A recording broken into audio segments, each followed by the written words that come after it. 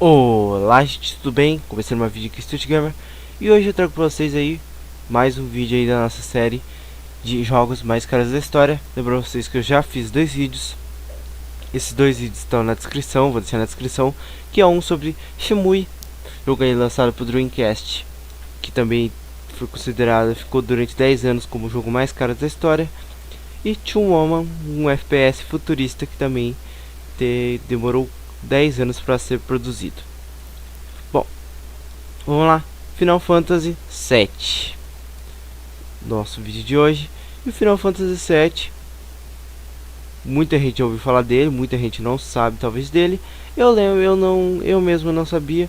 Mas claro, gente, como um boa pessoa sobre games, eu sou uma pessoa curiosa e fui saber mais sobre o game algum tempo atrás. Eu não, onde eu moro, não, os games assim demoraram muito. Pra você ter uma ideia, em 2006 eu ainda jogava um Super Nintendo. Tive o PlayStation em 2002, jogava muito. Comprei um PlayStation 2, claro, os jogos são diferentes. É claro que eu conheço God of War, tá gente? Às vezes as pessoas conhecem. Tá, mas aí vamos ver o que basicamente esse jogo fez. Final Fantasy VII teve seu lançamento em 31 de janeiro de 97 ou 1997 no Japão. Ele saiu para as plataformas de PS1 e logo depois saiu para o PC. O seu desenvolvimento foi feito pela Square, ainda não Square Enix, porque a Enix foi juntada em 2002, e foi publicado, tiveram uma parceria entre a Sony e a própria Square para a divulgação do game. E o RPG. História do game. O game, história da produção, né, o desenvolvimento do game. O game, ele principalmente, e a Square ainda tinha um suporte com a própria Nintendo para sair para o Nintendo 64, mas como a Nintendo decidiu pelos cartuchos e o Final Fantasy era muito grande por causa das suas cutscenes, que depois a gente vai falar um pouco mais sobre isso, ele não caberia no cartucho. Então a Square quebra, não quebra, mas acaba acontecendo uma briga com a Nintendo e acaba que ela assina um contrato com a Sony que vai durar até 2007, 2006, quando na E3 é anunciado o Final Fantasy 13 para o Xbox. Até aí a série principal Final Fantasy era exclusiva do PlayStation. Mas vamos continuar aí. Bom, então ele acaba sendo lançado para o nosso queridíssimo PlayStation 1. Quem gosta, eu acho que muita gente gosta. E uma particularidade é que ele foi lançado em 4 CDs, tá, gente? Que nem Two Woman queria naquela época, ele foi lançado em 4 CDs. Que trazia que o game era muito grande. O game ele trouxe inovações como CGs, as CGs dos jogos eram muito boas. Claro, uma nova história, porque a série Final Fantasy tem o costume de ter histórias que não são lineares. Como exemplo, a história do Final Fantasy 1 não se continua no Final Fantasy 2, mas talvez ela continue com a do Final Fantasy 4. É tipo assim, a Square pega, volta, puxa, pega. É a mesma coisa que a série, é a mesma coisa do Zelda, né? Do The Legend of Zelda. O primeiro não é o primeiro, o último lançado é o primeiro, o Ocarina of Time depois, o negócio. Então é uma linha de tempo diferente, né? E normalmente histórias paralelas, tá? Não são histórias, são alguns mundos, tá, gente? A história do game é uma história um pouco grande, mas eu também não vou dizer porque não, aqui a gente não tá focando na história, estamos focando no game, né? Mas não na história dele.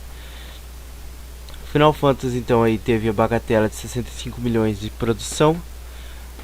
Ainda a Sony, junto com a Square, desembolsaram mais 100 milhões para a divulgação do game e do PlayStation, o que deu muito certo, já que a crítica caiu muito bem no game. O game recebeu uma nota 9.5 da IGN e do Metacritic recebeu uma nota 92 de 100, o que deixou que o game ficasse com uma grande